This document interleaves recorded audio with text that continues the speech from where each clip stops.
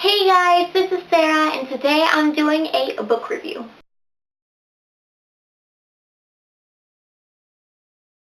Today's book review is on Throne of Glass by Sarah J. Maas. And before I start with the review, I'd like to talk about the new process that I'm going to be using while I film and write book reviews in the future. So in my video for my 2015 reading resolutions, I mentioned that I wanted to make my reviews more concise because I felt that I just spent the whole time rambling about my feelings on a book and never really looked at it objectively. So I came up with a new way to review books, sort of inspired by Samantha at Thoughts on Tomes. Her process is she does one video reviewing the book spoiler free and just basically giving her opinions and an overall feeling, and then she either gushes about a book or gripes about a book in a different video where it's spoiler full, and she describes all her feelings, thoughts, and everything with specific stuff that happened in the book. Also, it's kind of inspired by every booktuber who generally divide their videos with spoiler-free and then spoiler-full half. So this new process, each video will be divided in two. The first part is going to be named Critically, which is the spoiler-free part where I talk about three main things in a book: plot, writing style, and characters. Depending on the book, I might change those or add a new one, depending on the genre, the authors, and everything. I don't want to repeat myself constantly, so I might change it to world building, themes, sort of different stuff like that, which talk about a book in a general sense. Each section will have a star review for each section, but the whole book has a separate rating that includes not only my thoughts on it critically, but on the second part. The second part is going to be called Emotionally, which is basically a spoiler-full fangirl session where I'm just gonna talk about my thoughts, my favorite scenes, what I liked, what I didn't like, and just basically ramble. If you haven't read the book that I am reviewing, you can still watch the first part. If you've read it, you can watch the whole thing, and I just feel much more comfortable with this new process that more people can watch the actual reviews, and it's more structured. I have a written example of this in my Goodreads page for The Assassin's Blade by Sarah J. Maas. I'll leave the link down in the description box so you can see how this new process will look like written down on my Goodreads page. Now that I've explained, let's get started. I gave this book 5 out of 5 stars, and I'm now going to explain why.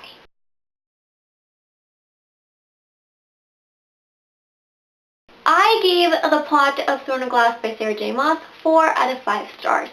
I found it to be very fast-paced. Generally, it was very easy to get into. I got lost in the book, and I loved the combination of mystery and magic within a supposed world where none of that actually exists. It was incredibly exciting and had lots of twists and turns, and I very much enjoyed it. I gave the writing style 4 out of 5 stars. I thought it was very simple but incredibly engaging. I also really enjoyed the structure of the book. We generally get most of the main character's point of view with very small snippets of other characters who are also important that help us sort of see everything from all angles but doesn't overwhelm the reader as they read. I gave the characters 5 out of 5 stars. In the general sense, I loved all of them. I found them to all be very complex, very interesting. In regards to the main character, I love her. We get to know a little bit more about her past in this book. We also see a new strength within her that wasn't present in the collection of prequel novellas. There were two new male characters introduced that were very prominent in the main character's life in this book. I found them to be just the right amount of different and similar at the same time to bring a new dynamic into a trio that established itself. I found them to be very interesting, and I love their sort of jobs or their placement in the books, which give you, when you see their point of views, gives you new insight on different things that happened around the kingdom, the castle, the country, whatever you'd like to call it, that you don't really get from the main character's point of view.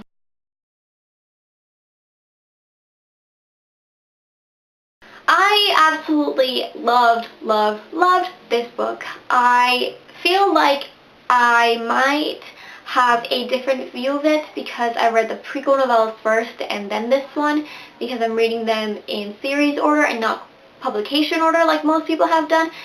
So when I first met Selena, I had a little bit of trouble with her. I found it a little bit annoying.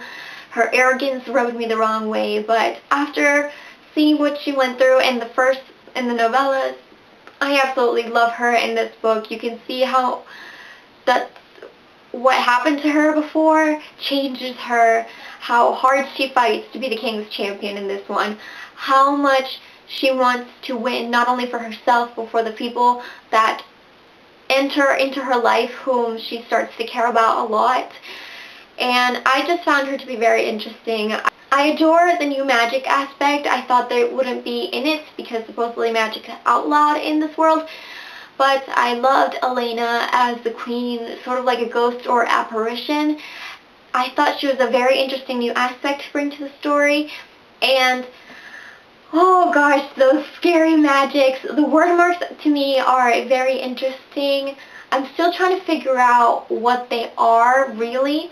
The concept's not really that clear in my head, but I've never heard anyone use anything like it before. I find it to be so refreshing, and I just absolutely adore this. There's so many new characters.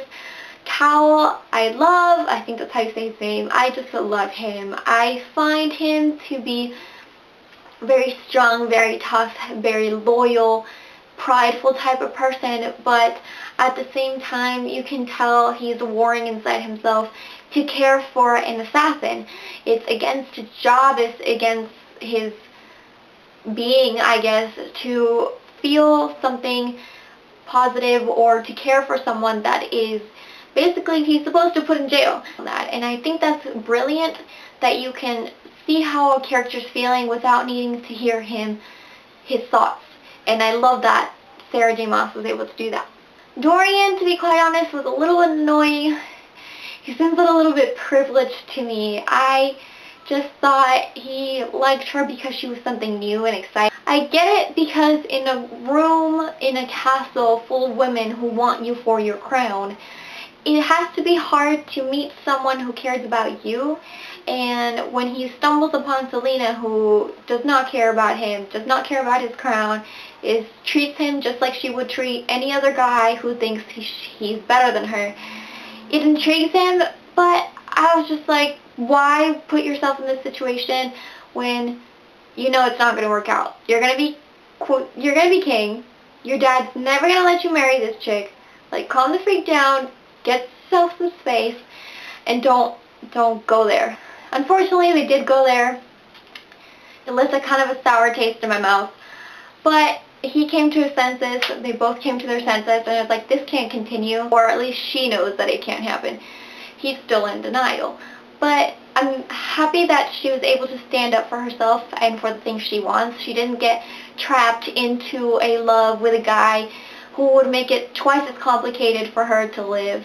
In general, I really enjoyed it. I'm in the process of reading the second book right now, and I am so excited.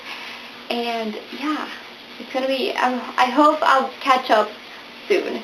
So I hope you liked this video. Let me know your thoughts on this book, on the characters, on Selena, on everything. I'd love to talk about it with someone. Thanks so much for watching this video, and I'll see you next time. Bye!